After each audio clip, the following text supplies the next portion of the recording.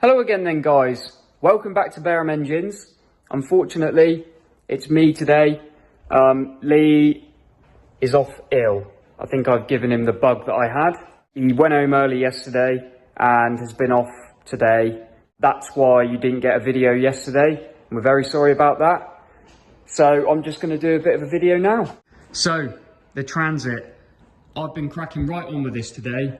On Tuesday, we got it off the stand, washed it, faced the block, bored it, and then Wednesday I've honed it, and I'm now at the point where I've got the bottom end together. Obviously, as you can see, I'll give it a lick of black paint. Got it looking a bit better than it did. So the next step now is to get the head on. I'm going to do that in the morning. I do just need to take this dowel out of the head and put it in the block. It's going to make it a lot easier to get the head on. We got all the bits all down in that bottom drawer. Most of the other bits are clean. I do just need to finish off there's like a section that goes between the block and the sump. I need to finish blasting that and give it a good clean out. Got a new oil pump on the bench there, ready to go. So yeah, that's that one. So yesterday, before Lee went home early, he did manage to get the Zetec finished. So that's all done, and got to admit, looks hell of a good. That's going to look really nice in his Mark II Escort. You can see we got the vernier pulleys on this one, and Lee did say actually he's had to adjust these pulleys quite a lot. So on the back of the cam, to normally, if you're going to time it up normally on a standard cam, there's slots in the back of the cam that go across there, and you put a bar in, and you basically that locks the cams, and then you can put the belt on, get the crank in the right position. But he said, yeah, it's quite a long way out, so if you'd set it up like normal, probably wouldn't have run at its best. So yeah, that's all done. Obviously, this is obviously one with the retro Ford rocker cover and sump. And actually, we just had another Zetec come in yesterday. So this one here, you can see down here, the reason this one's in is, unfortunately for the guy, a washer has basically a nut come loose on his throttle bodies, and the washer from underneath the nut has managed to go down into the intake and obviously entered the combustion chamber, and unfortunately dinged up his piston a bit. Luckily it hasn't done any damage to the bores, they're all good. But the head, which is in here, it's all right really, it's not too bad. It's got some dings up here and on the other side there, but everywhere else is looking fine. We are going to obviously have all the valves out. We're going to check the exhaust seats and the inlet seats and check they're not bent. Very unlikely, but it's good to check. But we're going to give this a little face anyway, so most of that will come out. There will be a few little marks left behind, but it won't be anything to worry about. So yeah, that's that little Zetec. So guys, Isaac yet again doing another wonderful job. I am here at home. I'm actually sitting on my floor in my bedroom. Been here for about 30 hours in this house with a lovely little stomach bug that Isaac's given me. So thank you very much, mate. You're a legend. I am feeling a little bit better though. So fingers crossed tomorrow could be back in work to do another video for you.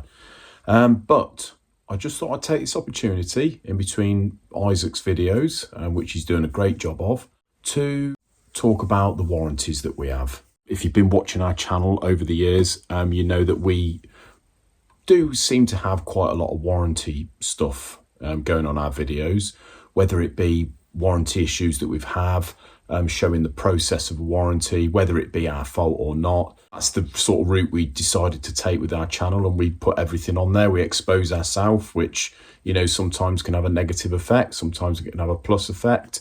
A lot of people think, you know, because we put everything on there, tell the truth, then, you know, they know that if there is going to be an issue with their engine, chances are we're going to sort it out and be, you know, be amicable with it. And so that seems to be why a lot of people send engines to us, really. So in a warranty situation or a scenario, we can have customers that have got genuine warranty claim.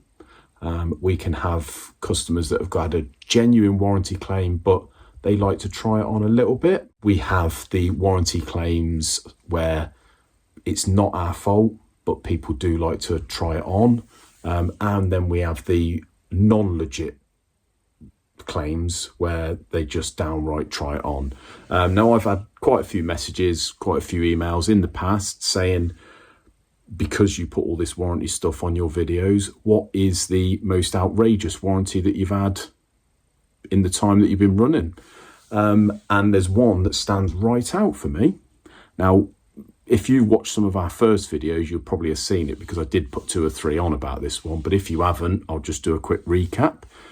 So we did an engine, I think it was a Sprinter engine actually, for a customer back in 2001, about October time. And he took the thing away, and about March time, I think it was, he got in touch with us saying that he's done about 3,000 mile. Everything's absolutely fine. And he actually called us up because he said he'd got a friend of his who's got another Sprinter that's just gone belly up. So we didn't hear anything of him. About a month after that, he gets in touch and says, didn't mention anything about his friends, but he said his engine's gone horribly wrong. Leaking oil, white smoking out the back, and rattling quite bad. So we go through the correct procedure, saying, obviously we want to rectify it, we need to have a look, bring it back.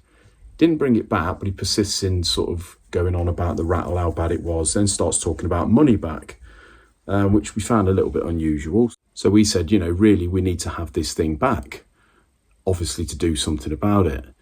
We then get a solicitor's letter. Basically, he's after his money back. Now, alarm bells start ringing at this point, and we were thinking, well, weirdly, about a month ago, he said that his mate had got one that was rattling.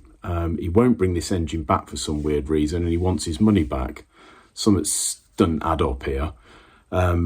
We got 2 or 3 solicitors' letters. Long story short, he started going on about the oil leak, and I said, well, can you at least send me some photos or video evidence? And he sent me a video. I actually sent 3 videos.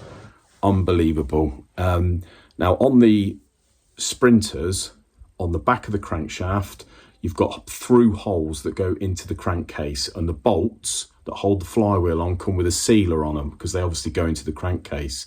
He'd actually sent a video of the engine on an engine crane tilted like that with the back end of the crank facing downwards, full of oil. He'd removed a bolt and then persisted in doing a video telling me how bad the engine was leaking because oil was pouring out of the bolt hole that he'd removed from the flywheel directly onto the floor. Here we have oil just pouring out of the flywheel. Literally pouring out.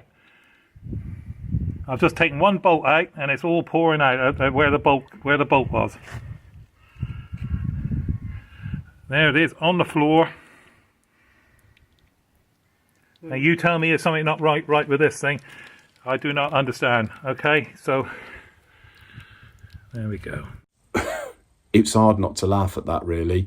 But at the time, it was quite stressful. We got 2 or 3 solicitors' letters off him. And basically, we just turned around and sent a solicitor's letter back saying, listen, we need that engine back. What is wrong with him bringing it back? Lo and behold, literally, I would say 5-6 months later, all went quiet. Never heard from him again. Was he trying it on? Did he want his money back to fix his mate's engine? I ain't got a clue. But that stands out to me as probably one of the most weirdest warranty claims we've ever had, to be honest with you. You gotta love a trier. Now in here, we've got the Perkins 318. We have finally got all the bits for this one. And today John's cracked on and he's put the new liners in it.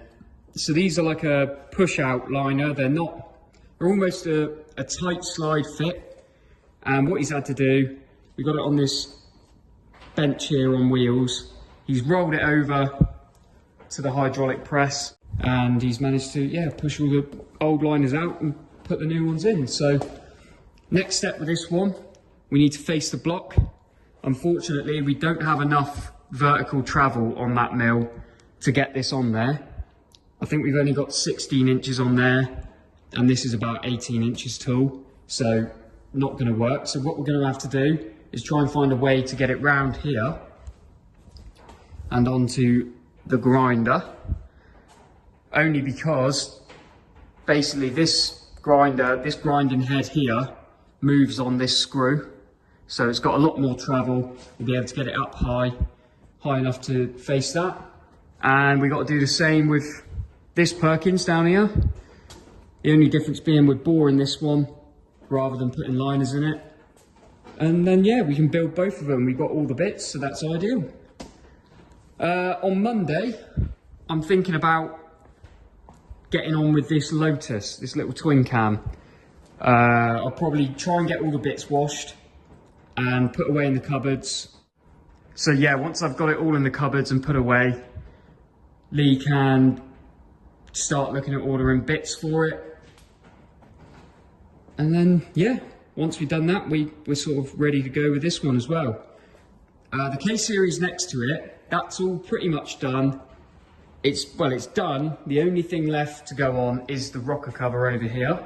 But the problem is that being that that is a VVC head been converted to non-VVC, we now need to put a cam sensor in here, which is what the non-VVCs originally had. So we need to, I guess Lee will mill a hole in there and then tap this with a M5, I think it is, or it's probably M6 actually. And then we need to get the new sensor and put that in that hole. The old one on the VVC heads goes in through the side of the head rather than the top. Sorry, gimbal's having a moment. So yeah, that's all we got left to do on the K-series. But anyway, I think that's about it. I'm going to crack on with that tomorrow. I'm sure you'll be seeing some of that in tomorrow's video. So I will see you there.